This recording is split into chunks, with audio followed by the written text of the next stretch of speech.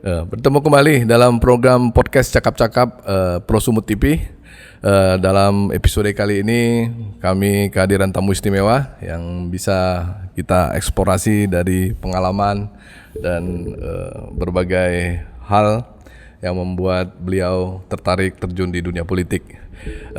Bersama kami hadir politisi dari Partai Demokrasi Indonesia Perjuangan (PDIP) yang juga anggota DPRD Sumut dengan jabatan sebagai wakil ketua fraksi di DPRD Provinsi Sumatera Utara. Beliau adalah caleg yang istimewa karena beliau keturunan Tionghoa tapi pasti berbahasa Batak. Ini perlu kita gali nanti seperti apa kemampuan Pak Rudy Hermanto. Gelarnya aja Tongku Mangaraja Bintang di Angkola. Selamat datang Pak Rudy Hermanto. Selamat siang, selamat Bung Valdes. Apa kabar Pak? Baik. Sehat dong Pak? Sehat. Perlu juga ini pemirsa tahu Bapak menyapa dalam bahasa Batak. Batak Angkola atau Batak Tapsel Pak? Sama lah itu ya. Ya, Batak Angkola atau Batak Tapsel karena saya berasal dari Padang Sidimpuan tentunya. Padang Sidimpuan ya. Yang kebiasaan masyarakat di sana lah yang saya pakai. Iya. Disapa dulu Pak masyarakat Tapsel Pak. Warga Tapsel di Sumatera Utara. Horas dihamu. Satabi 10 nolia Umar Satabi tu anak ni raja boru ni namora. Terlobi-lobi tu oputa sian bagas godang. Audison memperkenalkan diri, guarku Rudy Hermanto Harahap, gelar Tongku Mangaraja Bintang di Angkola, diundang Bapak On, marhata-hata ita satokin. Markobar Pak dah. Markobar jadi. Markobar jadi. Dari mana gelar Tongku Mangaraja Bintang di Angkola ini, Pak Rudy? Jadi kalau saya dari Bapak Mendiang. Oh iya. Ayah saya diberi gelar diberi Marga Rahap. Oh, Marga Rahap. Karena beliau dulu jadi bendahara Harap Sedunia. Oh, bendahara sedunia. Oh, ada kumpulannya ya berarti ya? Ya, dulu ada Harap Sedunia namanya. Jadi kebetulan mendiang ayah saya menjadi bendaharanya. Dan tentunya kami otomatis jadi Marga Harap semua. Dan ketika Bapak angkat saya namanya Selamat Sare Harahap, gelar Baginda Tambangan. Beliau adalah ketua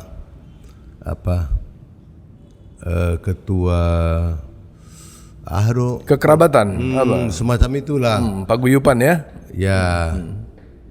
Di Tapsel itu beliau sebagai tokoh yang cukup disegani karena zaman itu banyak tokoh-tokoh ataupun pejabat-pejabat Sumatera Utara selalu mengunjungi beliau.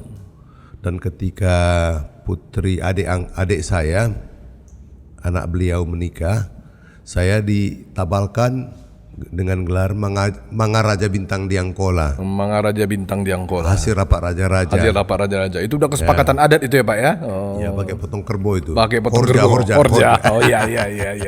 Potong 4 kaki itu ya Pak ya? Iya. Ya, kerbau bertanduk. Karena ada syaratnya. Oh iya. Yang tanduk pendek nggak bisa. Oh iya. Ada syaratnya tanduknya harus sekian. Oh iya. Mesti diukur ya Pak ya? Iya. Ada yang istilahnya sanjokal. Ya. Satu depa, beda-beda kerbaunya. Iya. Udah ada aturan-aturan adat tersendiri ya Pak ya.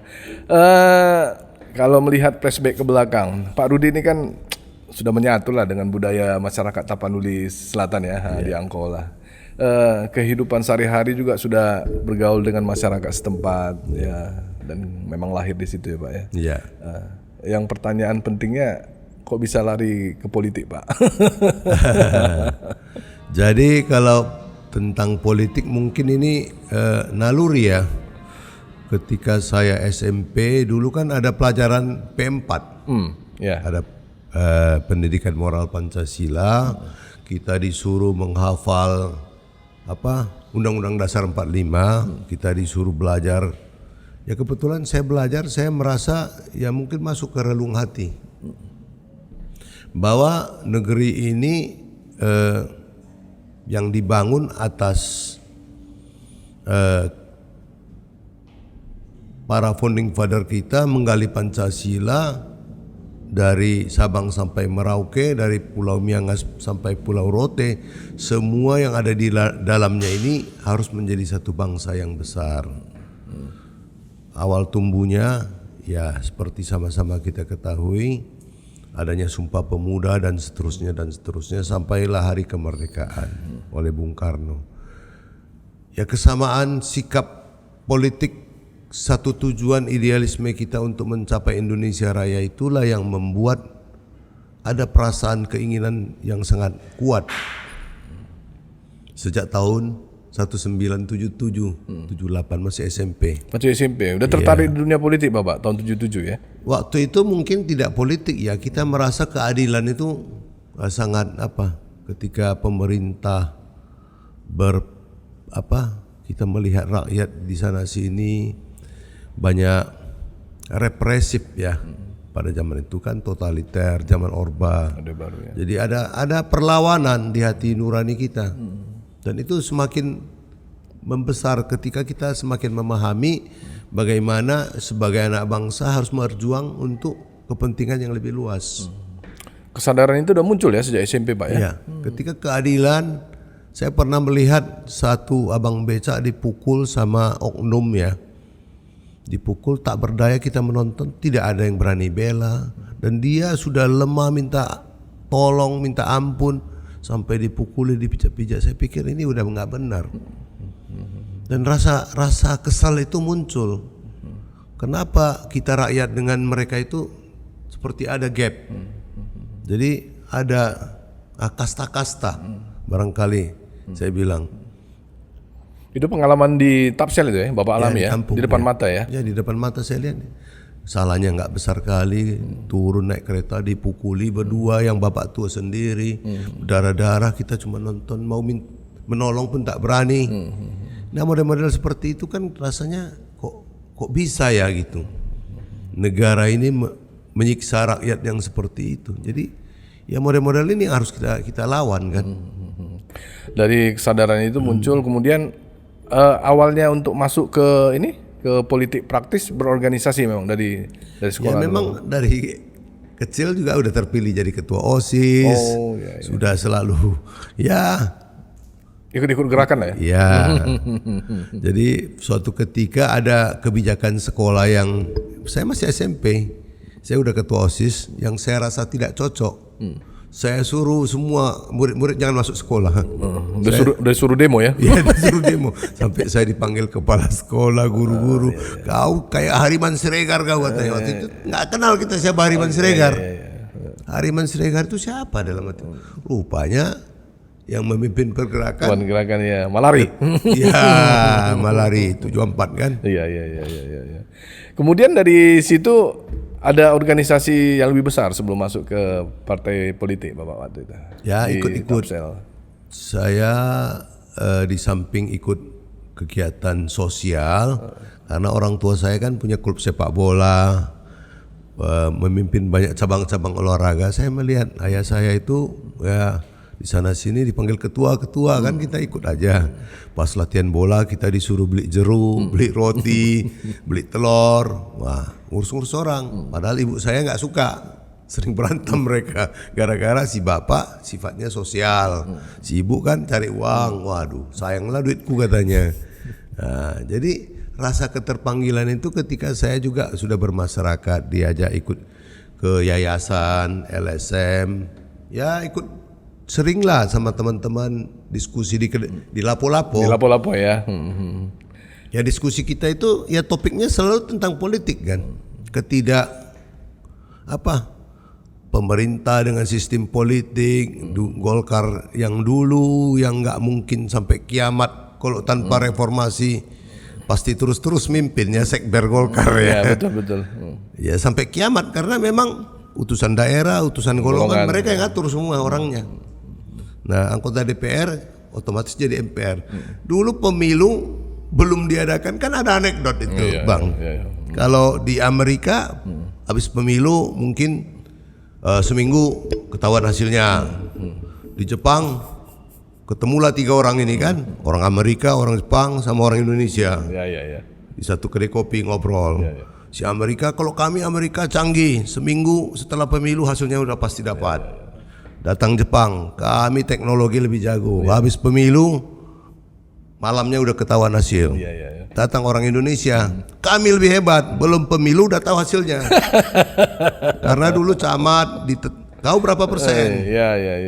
Nah, jadi kita melihat kondisi itu, ya mesti ada sesuatu yang harus dikerjakan, diperbaiki. Maka terjadilah reformasi.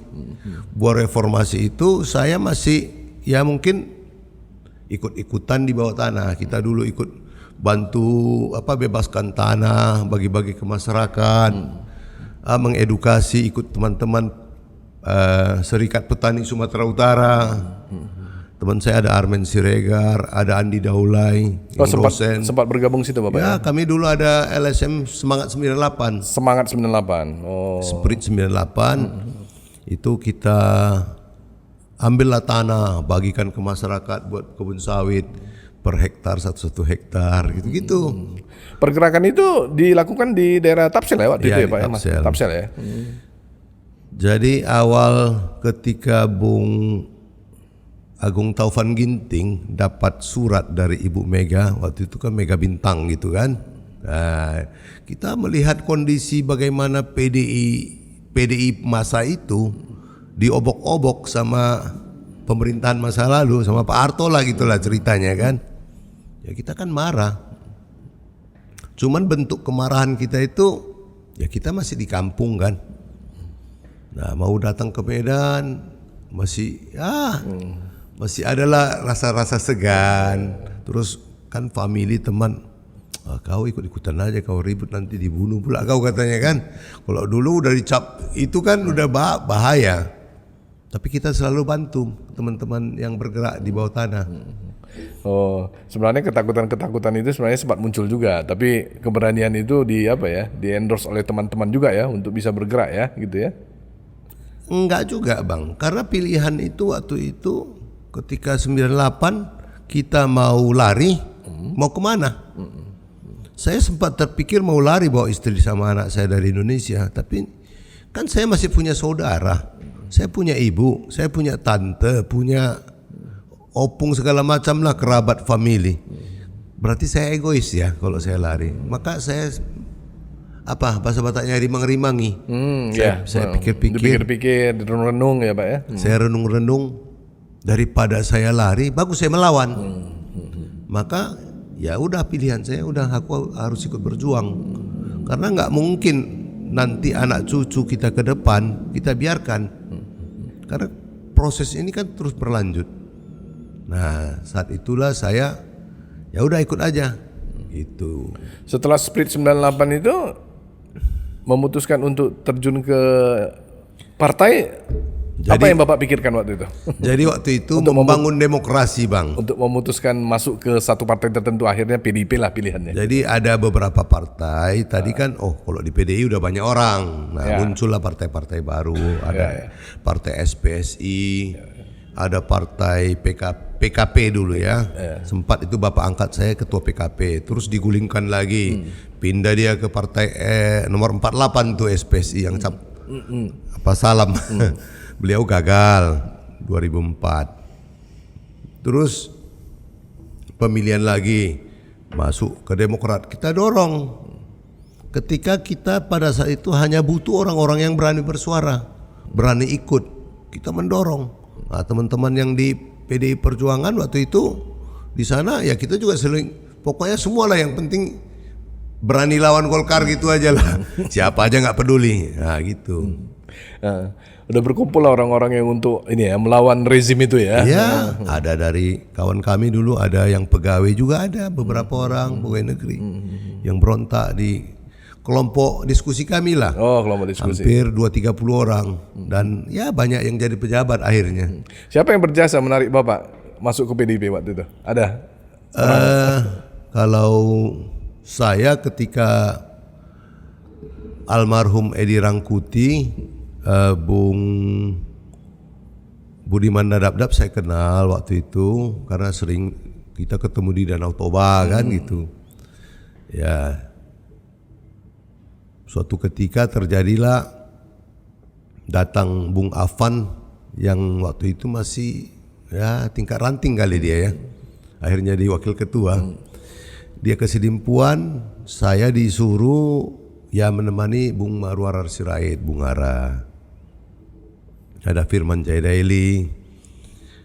Akhirnya saya, udah kamu ikut aja Bung Rudi, jangan main-main di bawah tanah lagi. Gak apa-apa lah bang, ngapain aku ikut, kan gitu. Yang penting kan PDI main kan gitu. Gak bisa bang, kalau abang di luar, ini nanti bandit semua di dalam katanya. Dulu kan gitu ceritanya bang. Jadi saya pas dia ke Sipirok dengan Bung Arab, Bang Alam Sahamdani, Bung almarhum Edi Rangkuti. Yang mimpin rapat di Sidimpuan itu dari DPP Bung Firman Jayadaili. Ditelepon sama si Marwarar. Itu masukkan itu Rudi Hermanto katanya. Nah, jangan bang, aku bilang. Tahu-tahu namaku udah masuk. Singkat cerita gitulah ceritanya. Masuk di struktur kepengurusan PDI Perjuangan ya, DPC Tapsel sebagai wakil ketua. Sebagai wakil ketua DPC Tapsel. Disitulah memulai karir di dunia politik praktis ya. Dan saya masih malu-malu dan nggak ngerti. Nggak ngerti. Jadi ketua saya waktu itu terpilih. Bersainglah Ibu Tati Aireni Tambunan sama almarhum Ibu Juni Boru apa itu ya? Boru Lubis apa Boru Regar? Boru Regar kalau nggak salah. Yang punya Hotel Natama di Padang Sidimpuan.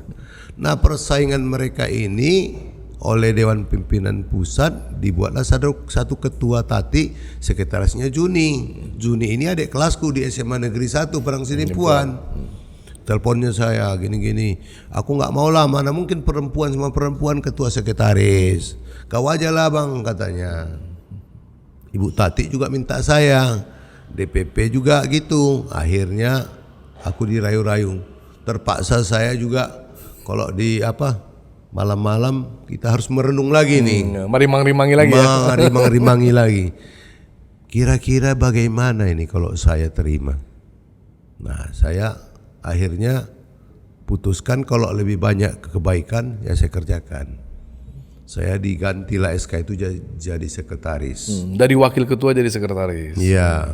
Jadi sekretaris, cuman saya bilang sama ketua, ajari aku nanti. Belajar saya di situ sama Ibu Tati. Sampai 3 periode aku jadi sekretaris. Sekretaris DPC PDI Perjuangan Tapanuli Selatan. Nyaris 20 tahun nyaris.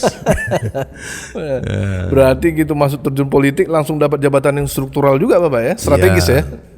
Ya karena kita kan begitu sudah dikasih jabatan, ya kita harus sekretaris kan ngurus sekretariat, ngurus organisasi.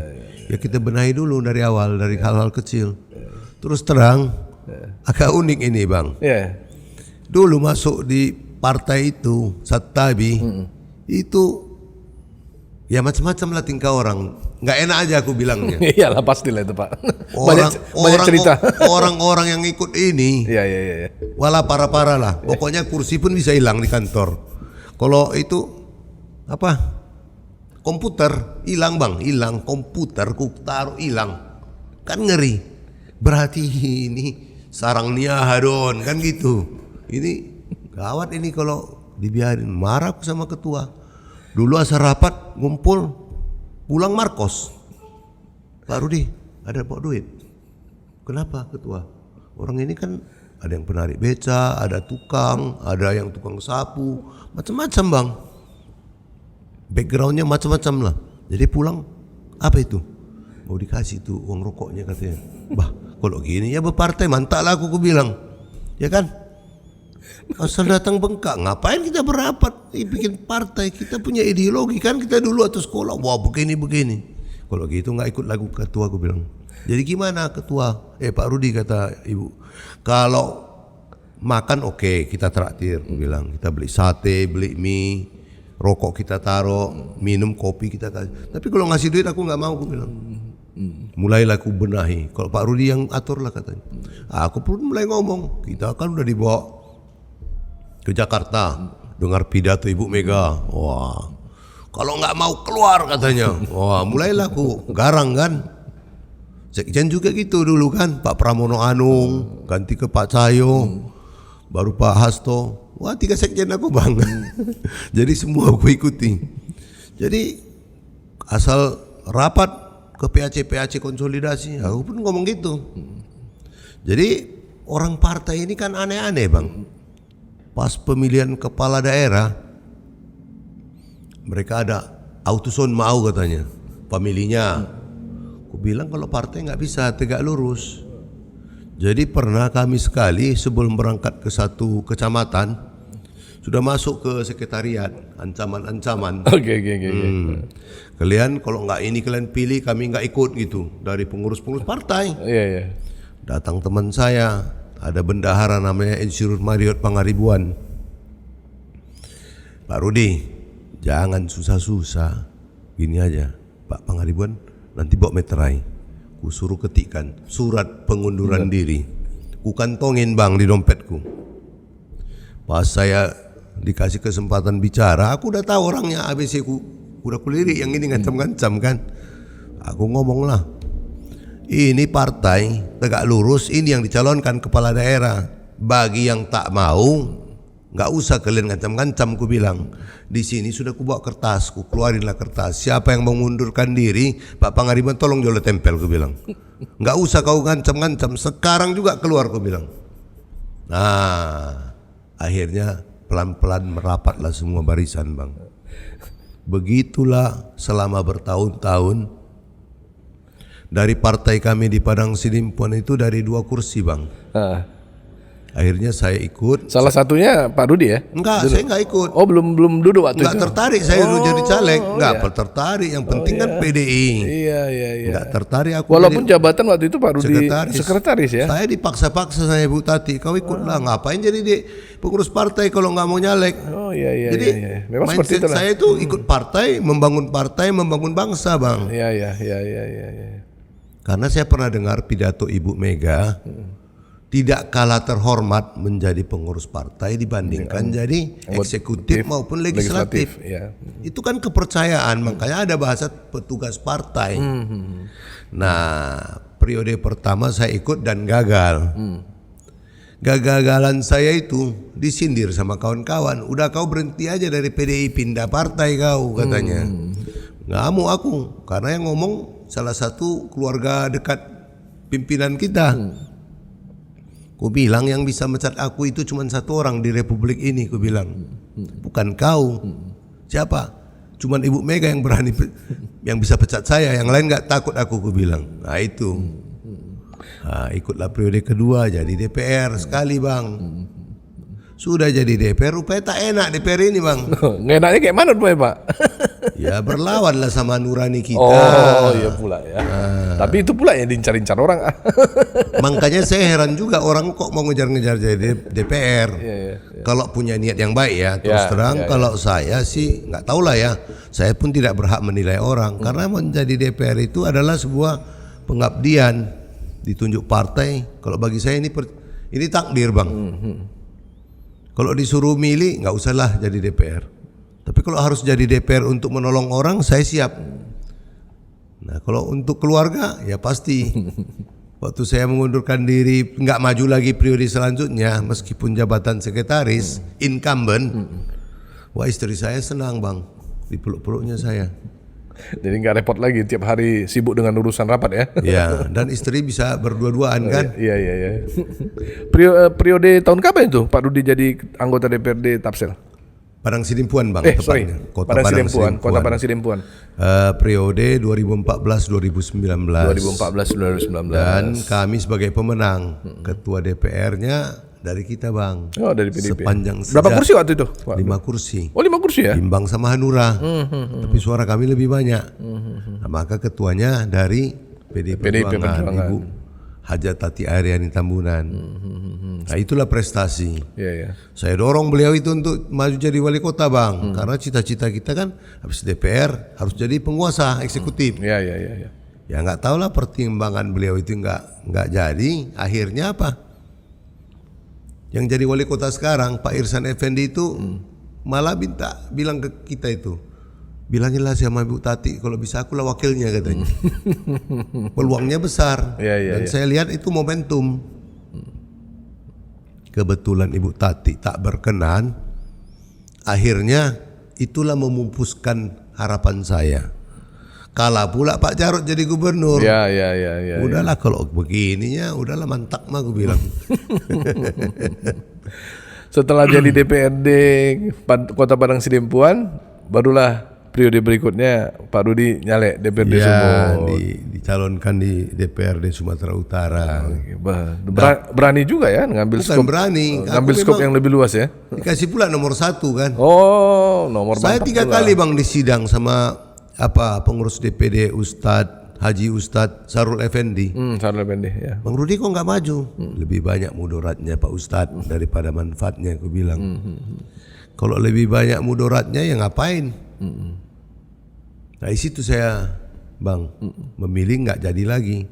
Tapi ya takdir berkehendak lain. Rupanya terpilih.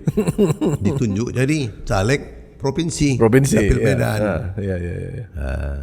Pak Sarul Effendi dulu jadi anggota DPRD Kota Padang Sidempuan juga? Nggak sempat? Beliau itu DPD, pengurus, pernah caleg, dan terakhir dia dari Dapil 7 Sumut 7 ya, Tabaksel, beliau menang. Oh gitu. Jadi dia dapat nomor 1 di sana, dia bilang ke saya, kita sama-sama ini bang, rezeki anak-anak soleh katanya. Jadi berdua lah dari dapil sana masuk. Enggak, saya dari Dapil Medan bang. Dapil Medan ya Bapak ya? Oh ya dapil Medan ya. Cuman Pak Ustadz datang dari dapil sana ya, Padang Sidempuan ya. Ya, Tabaksel. Tabaksel ya. Dari sana ke sini berarti membangun konsolidasi lagi lah berarti Pak Rudi ya. Kira-kira 7 bulan bang. Rumit nggak Pak? Ya memang aku rumah ada di Medan, opung saya pun di sini dari mama kan, kerabat, family, mertua juga di Medan. Tapi kecilnya kan di sana Pak. Ya, gedenya di sini. Jadi 7 bulan bang bolak-balik. 7 bulan bolak-balik. Tapsel Medan. Sampai suatu hari saya sakit, istri saya bilang, gak usah capek kali kau. Kalau ada rezekimu, jadi kau itu katanya. Jadi saya percaya takdir bang. Kalau memang punya kita, nggak akan lari kemana. Berarti pencalonan pertama yang dari Dapil Sumatera Utara langsung Dapil Medan A. Dapil Medan A langsung ini ya, langsung jebol ya, jebol ya. Karena saya lama mungkin di pengurus DPC, fungsionaris. Jadi tradisi kita itu bertemu dengan PAC, pengurus partai itu kan sudah ada style tersendiri. Jadi begitu masuk Medan, cari ketua PAC, cari pengurus ranting, kumpul, makan, ngopi, baru kita cerita. Karena ada 10 caleg. Tapi karena kita udah mungkin ada pengalaman itu, komunikasi politiknya dalam berpartai, mereka juga nggak merasa jauh, cepat nyambung bang, connect terus. Ya. Artinya dari PDIP mesin partai juga kuat lah ya untuk ke bawah ya. Jadi tinggal Pak Rudi tinggal memanajemen aja ya. Ya juga di luar-luar lah. Di luar-luar lah ya, pergaulan di luar ya sangat berpengaruh lah Pak. Orang pernah kalah bang. Saya pernah sampai MK loh perkara. Oh iya ya? Iya. Oh gugatan ya? Kalah yang pertama. Oh, sampai menggugat ke MK waktu itu? Ya, sampai ke MK. Ketika kita disuruh bayar, ya nggak mau lah. Ngapain lu udah kalah bayar lagi? Sama kalian lah itu gue bilang. Tapi pengalaman itu kan berharga bang. Ya betul. Saya bawa dokumen-dokumen ke Jakarta berkarton-karton. Ya ternyata kan udah kita lihat ketua MK-nya masuk kan. Masuk betul. Berarti ada terjadi tukang menukang. Oh iya. Ada something wrong lah di dalam ini. Apa bedanya Pak ketika jadi anggota DPRD kota dengan provinsi? Bedanya cukup jauh bang. Kita lebih bisa menolong orang bang di provinsi. Anggarannya lebih gede. Gitu ya? Dulu bang saya waktu pertama ya paling alot itu ya saya kebetulan jadi badan anggaran juga, ketua fraksi. Kita kalau mau nolong sesuatu yang sorry ya kebetulan kita dari kaum minoritas itu sulit bang. Oh gitu ya. Wali kotanya nggak dukung, DPR-nya nggak dukung. Wah aku sampai ribut sama ketua DPR kan, Ibu Tati. Nah beliau memahami. Jadi aku bilang ketua kalau nggak gini nggak mau aku ikut. Gue bilang artinya kita juga dihargai karena kita suka marah-marah, suka ribut. Nah begitu pembahasan kalian jumpain dulu Pak Rudi katanya. Sampai wali kota bang jumpain saya. Waktu di DPRD Kota Padang Sidempuan. Urang tolong mau jolo Rudi. Lah kalian mau kalian aja kami ikuti. Kemauan awak sikitnya yang dibahas 800 miliar yang nggak minta cuma 200 juta. Tak dipenuhi. Ngapain aku ikut bahas? Bahas kalian lah sana aku bilang. Akhirnya pelan-pelan kita mulai diakomodasi. Kawan-kawan dari partai lain juga ya bantuan untuk rumah ibadah. Kita nggak minta apa equal, enggak. Kita tahu diri. Contohnya suatu ketika saya diundang mewakili ketua DPR mengikuti perayaan Natal. Yang datang penyanyinya Erik Sihotang. Halamannya becek bang, sampai basah sepatu bang. Erik Sihotang pun marah-marah. Nah bohadu hamu katanya. Ya, sama panitia aku tanya, kenapa ini becek ini? Ya gini pak, begini. Nggak bisa ini kita usulkan.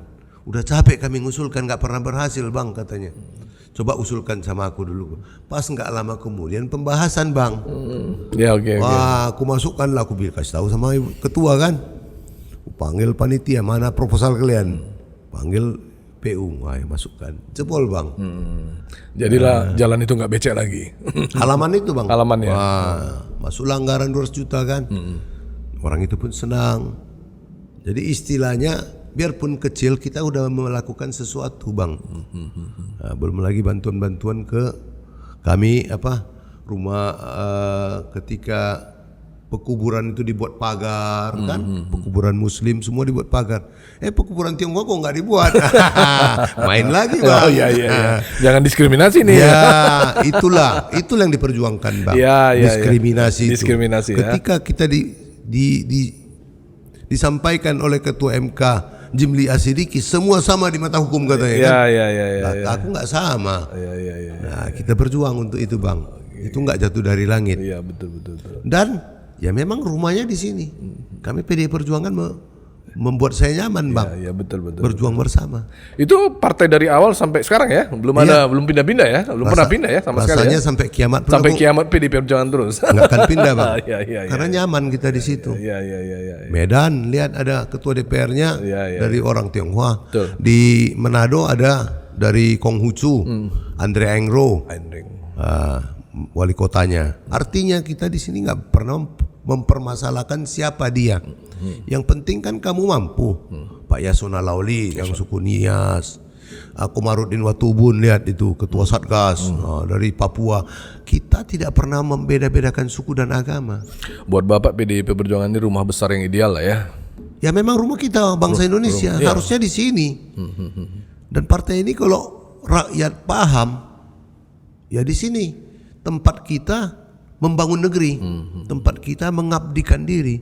Ketika kita bisa diterima, bisa mengaktualisasikan diri, dan kita dikasih karpet merah untuk maju, nggak dibatasi. Jangan kau karena lebih banyak kami, nggak bisa. Tapi kalau mampu silakan maju.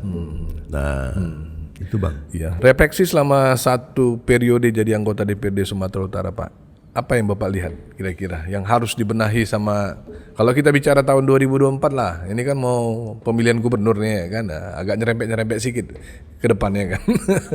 Sumatera Utara jelas cukup luas, 33 kabupaten kota. Butuh sosok yang seperti apa nih membangun Sumatera Utara? Yang strong leader. Strong leader ya. Strong leader itu ya saya nggak bilang gubernur sekarang nggak strong.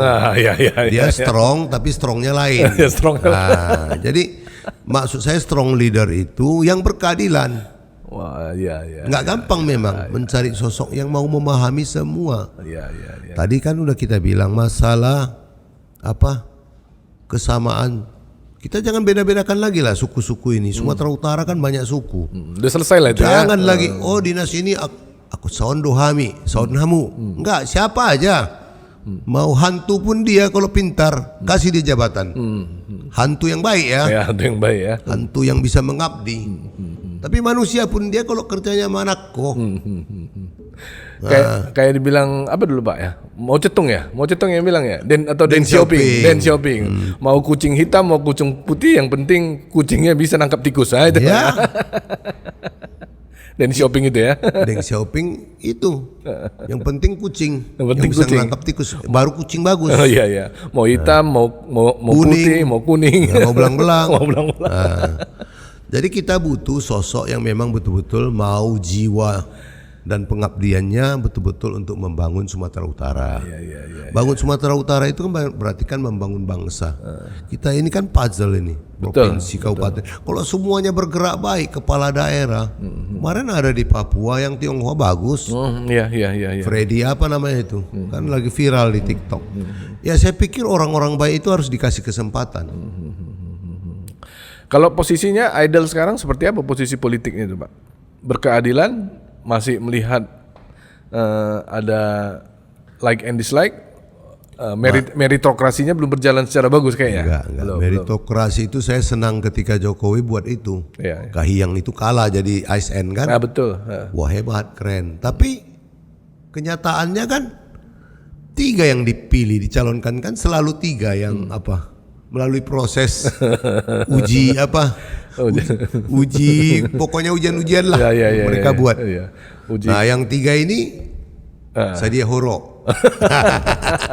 nggak mungkin ya mungkin tidak, tapi minimal yang 3 ini siapa yang lebih dekat, siapa yang lebih bisa. Nah kalau maunya saya sih terbuka, Bang. Iya betul. Ujian itu ya terbuka, siapa yang lebih bagus rakyat. Oh ini lebih bagus Bang Valdes, dia yang maju jadi KPID gitu contohnya. Nyinggung aja Bapak ini. Pak, kecintaan Pak Rudi dengan PDIP ini akhirnya terini juga ya, terbayar. Kemudian Bapak Bapak konkretkan juga dalam bentuk seni ya, yang betul yang salah satu hobi Bapak ya. Lagu Bulan Bung Karno nanti kita lihat di klipnya ya. Pak produser tolong nanti dikasih insert klipnya. Berikan saya 1000 orang tua, saya akan pindahkan Gunung Semeru. Berikan saya 10 pemuda, saya akan goncang dunia. Jas merah, ingat, jangan sekali-sekali lupakan sejarah. Merdeka, merdeka, merdeka.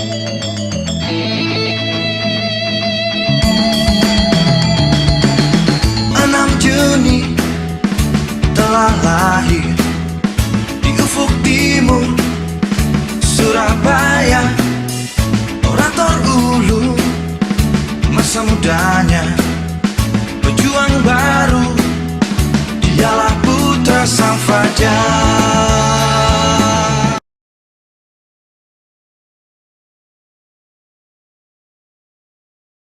Bulan Bung Karno ini ciptaan dari Pak Rudi Hermanto. Syutingnya di Parapat Pak ya? Ya.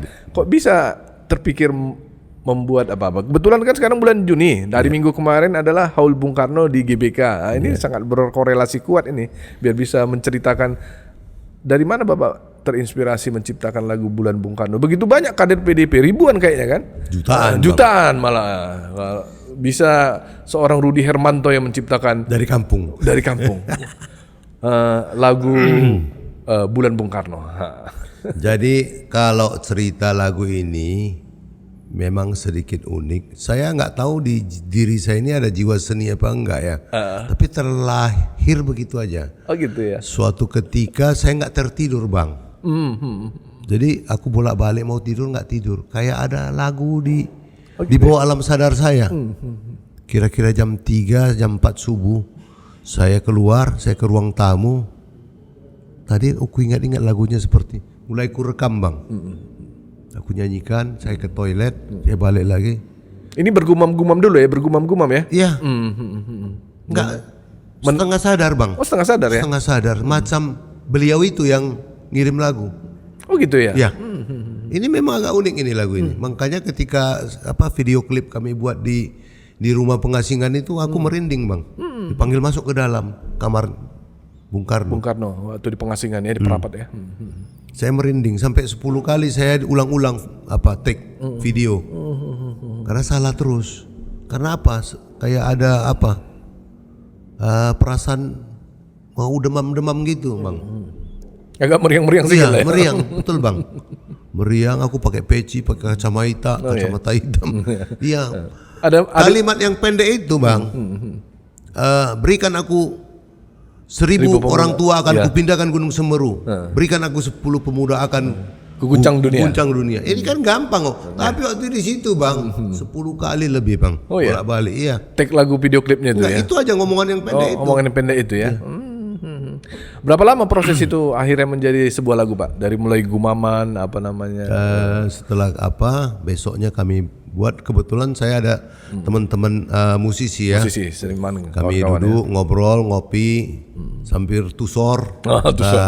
Tua sore.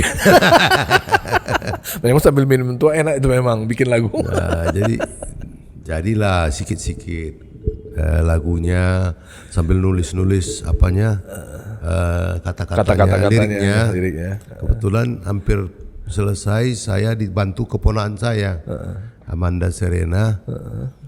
Dia bantu melengkapi. Kayaknya kurang ini, ditambahkan sedikit, disempurnakan. Tapi serius juga diproduksi ya, diproduksi. Lihat di video klipnya bagus tuh. Setelah bagus, kebetulan jumpa arrangernya orang Silimpuan, namanya Rinaldi. Lagu saya gini, kami nyanyikan, kami rekam, kasih dengar, dia buat. Ada bali-balinya dikit. Oh iya, ada bali-bali. Nah, karena kebetulan Bung Karno juga ada darah Balinya ya. Iya. Saya lihat aransemen musiknya cukup semarak ya. Semarak. Menggembirakan. Gembira ya. Dan bercerita tentang Bung Karno. Apanya juga iramanya juga enak didengar, agak hip hop dikit hip hop. Itulah Bang. Berarti inspirasi awal Pak Rudi ya, nanti baru dikerjakan sama kawan-kawan kreatif ya, tim ya. Oh iya. Bu Mega udah dengar lagu itu belum Pak? Belum tahu ya, mungkin lah harus di-share itu Pak. Mungkin setelah ini. Oh iya harus di-share ya. Apa nanti? Bung Valdes nanti yang sampaikan. Harus di-share lagu itu. Harusnya kemarin itu pas Haul Bung Karno kan dinyanyikan ya. Dinyanyikan. Pak Rudi harus tampil. Harus tampil menyanyikannya bersama kawan-kawan dari daerah lain kan. Ya. Paling enggak di screen yang besar itu bisa di-insert lah ya kan video klipnya kan. Ya kalau orang mau dengar kan keren itu ya. Iyalah. Ya, belum terdengar saja mungkin sama Bu Mega. Kalau udah terdengar ya mungkin bisa jadi dapat undangan Pak Rudi naik ke pentas ya kan untuk menyanyikan ya kan. Waktu menjadi anggota DPRD Sumut, ini pengalaman aja Pak. Boleh singkat-singkat aja. Tapi apa yang menarik yang Bapak lihat? Misalnya datang rakyat itu, saya mengeluh ini. Salah satu yang pasti dari 4 tahun kerja sebagai wakil rakyat itu kan ada aja pengalaman yang unik ya kan. Ketika reses lah, ketika di kantor dewan ada yang datang. Gitu. Jadi gini Bang, jadi membandingkan saya dengan di daerah tadi, kalau di daerah tadi kan kita mau membantu dengan keterbatasan dan perjuangan yang berat kan untuk nolong orang. Di Sumatera Utara di provinsi lebih gampang.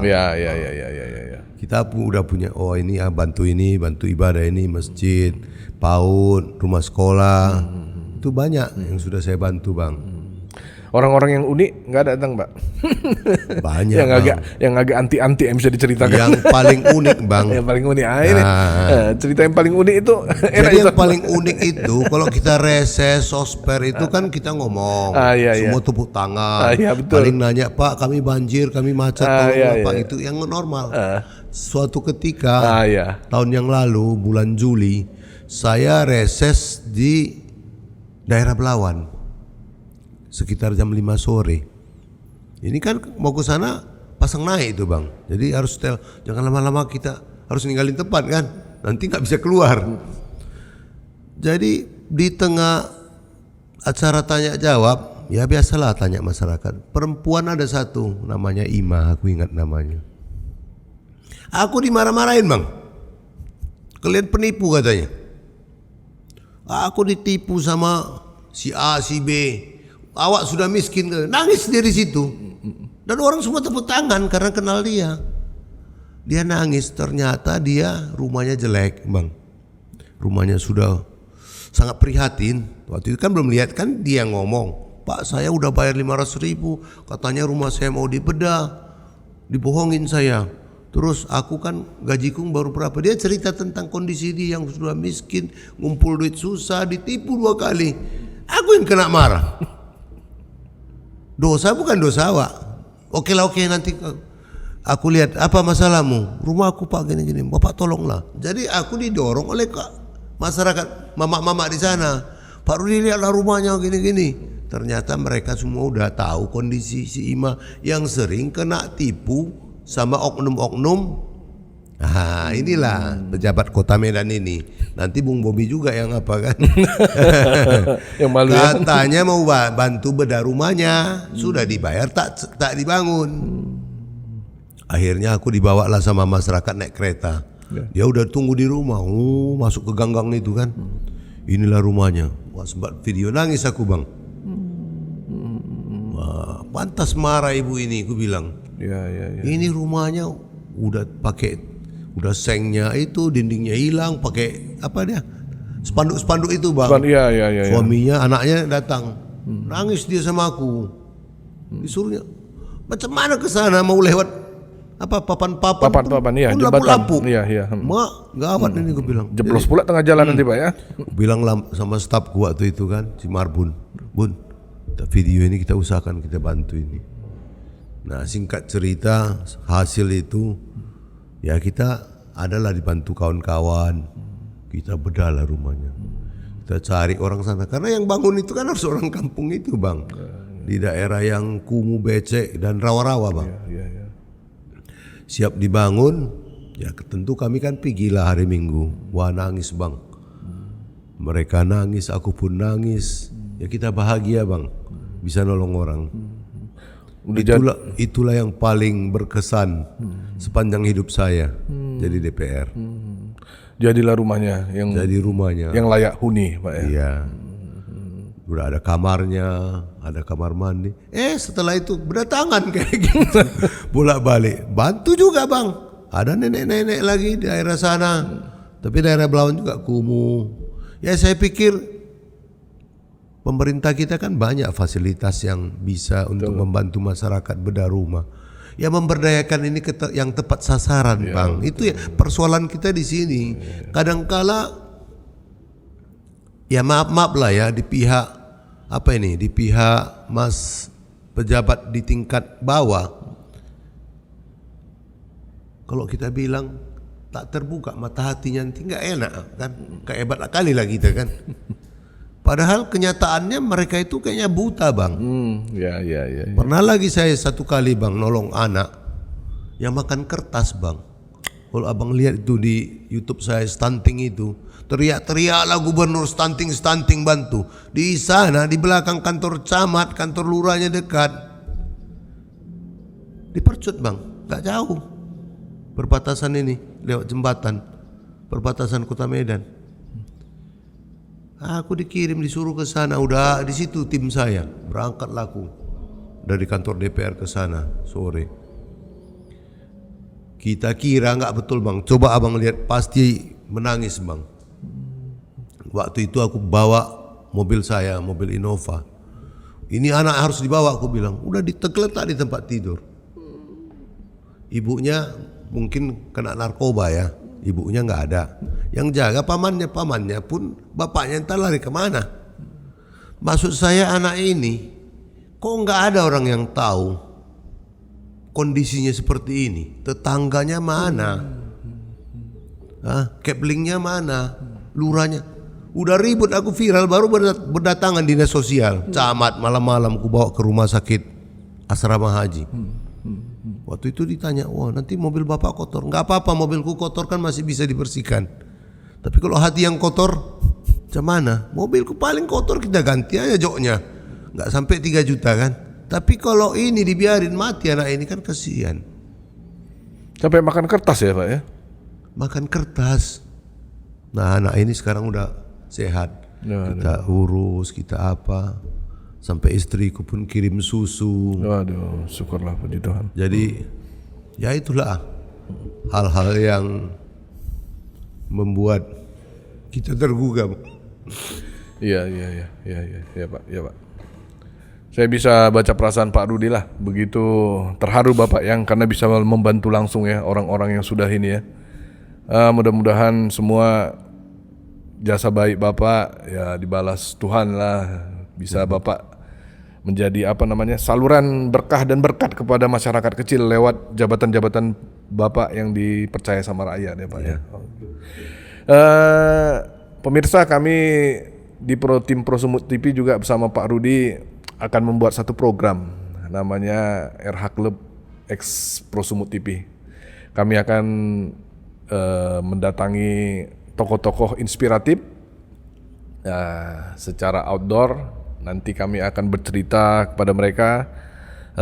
Saya dan Pak Rudi menjadi hostnya. Kita akan menggali cerita-cerita untuk tokoh-tokoh inspirasi di Sumatera Utara. Ya siapa saja, ya bisa jadi pejabat publik, bisa jadi tokoh-tokoh yang punya pengalaman dan punya prestasi di berbagai bidang. Dan itu akan mudah-mudahan pengalaman dan cerita mereka bisa kita sampaikan di channel kita untuk bisa menjadi satu inspirasi juga untuk warga Sumut. Gitu ya Pak ya? Ya. Oke Pak. Saya jadi terharu juga melihat Bapak terharu.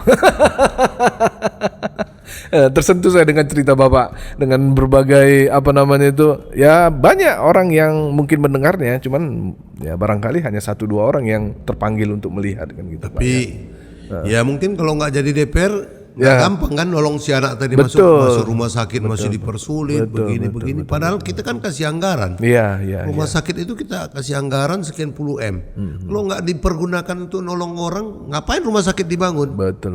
Rumah sakit dibangun untuk orang-orang kaya atau orang apa aja pejabat, nggak bisa. Semua orang punya hak masuk rumah sakit ketika dia sakit. Dan negara berhak menanggung. Apalagi kemarin yang terakhir cita-cita Ibu Mega. Iya. Fakir miskin anak terlantar dilindungi oleh negara. Iya. Dan kita sebagai kader partai wajib. Itu amanat undang-undang itu Pak. Undang-undangnya sudah ada, DPR-nya ada, pemerintahnya ada. Tapi banyak orang yang masih terlantar. Iya, betul. Masuk rumah sakit masih mana BPJS-nya nggak lunas. Jadi problem kita itu gimana? Maunya ya udah sebagai warga negara masuk udah obati. Uangnya tagih sama negara. Ya kan gitu. Negara berhak melindungi seluruh tumpah darah negara, warga negara. Betul Pak. Yang begini-begini memang karena kebetulan Pak Rudi adalah anggota DPRD, banyak persoalan di bawah. Yang ini yang perlu kita angkat ini ke permukaan dan kita deliver kepada pejabat-pejabat publik yang bisa mengambil keputusan secepatnya kan gitu, tanpa harus melalui birokrasi yang panjang. Gitu, itu Pak, yang sering aku marah Bang. Ya. Ya marah-marah saya di situ. Bukan sama keluarga sama teman lagi. Kita marah sama ketidakadilan ini. Kamu sudah dikasih jabatan, tugasmu membantu ini, tapi nggak kau kerjakan. Ya marahlah kita. Marah kita sama atasannya, sama gubernur. Ganti ini, copot ini, kan gitu. Betul. Kan banyak orang yang masih punya jiwa dan hati yang baik di Sumatera Utara yang berpenduduk 10 juta lebih ini. Betul Pak. Masa nggak ada pejabat yang baik, yang tepat di situ, yang mau macam dinas sosial yang ku bilang. Datanglah ibu itu malam-malam bersolek kayak artis. Mana cocok ibu ini, ku bilang, ku tunjuk nggak cocok ini jadi kepala dinas sosial. Ini bukan tempat pamer-pamer perhiasan. Orang yang punya jiwa sosial harus di dinas sosial. Baru dia bisa memahami. Dari tampilannya aja nggak seiring dengan apa yang harus menjadi tupoksi dia Pak ya. Itu. Jadi kadang-kadang yang itu yang bikin kita greget Bang. Orang yang mau kerja, orang yang punya niat baik tersingkir. Karena apa? Nggak punya akses dia sama kekuasaan. Nggak punya dia uang untuk nyogok, untuk beli jabatan. Meritokrasi, bullshit. Makanya saya bilang terus transparan, mau diuji di UMSU, mau di USU, mau di mana perguruan, ayo transparan, masyarakat boleh dia diundang, mahasiswa, wartawan, ayo kita lihat, oh ini uji publiknya begini, kita yang kasih nilai. Kalau perlu kan sekarang zaman modern, pakai Instagram, ini kasih berapa pendukungnya, tapi yang fair ya, jangan pula yang nukang-nukangi, beli suara dia nanti. Jangan pula buzzer yang kerja ya. Yang fair, orangnya punya alamat jelas. Oke, terima kasih Pak Rudi atas waktunya dan berbagi cerita yang betul-betul bisa menjadi inspirasi kita, pemirsa Prosumut TV. Di podcast Cakap-Cakap juga bisa mendapat insight baru dari apa yang disampaikan oleh Pak Rudi, terutama banyak cerita-cerita tentang bagaimana Pak Rudi melihat langsung situasi masyarakat, khususnya di masyarakat Sumatera Utara. Dan kami juga sekali lagi mengingatkan soal program kami, RH Club X Prosumut TV, yang akan mendatangi para pejabat-pejabat, bukan para pejabat ya, para tokoh-tokoh inspiratif lah, Apakah itu pejabat publik, apakah itu mereka yang berprestasi di berbagai bidang yang kemudian bisa kita angkat dan menjadi cerita juga yang menginspirasi masyarakat yang menonton podcast Cakap-Cakap di Prosumut TV. Terima kasih kehadirannya Pak Rudi. Semoga sukses di pencalekan DPRD Sumut 2024. Kalau memang diinginkan lagi jadi wakil rakyat, saya siap. Tapi kalau memang tak terpilih juga siap. Kalau dari mengabdi dari berbagai sisi. Kalau dari cerita Pak Rudi tadi pasti pemirsa Prosumut TV pasti akan mengkampanyekan pilih Pak Rudi. Terima kasih. Ceritanya mantap. Thank you Pak ya. Makasih. Okay. Jangan lupa like and share, subscribe. subscribe.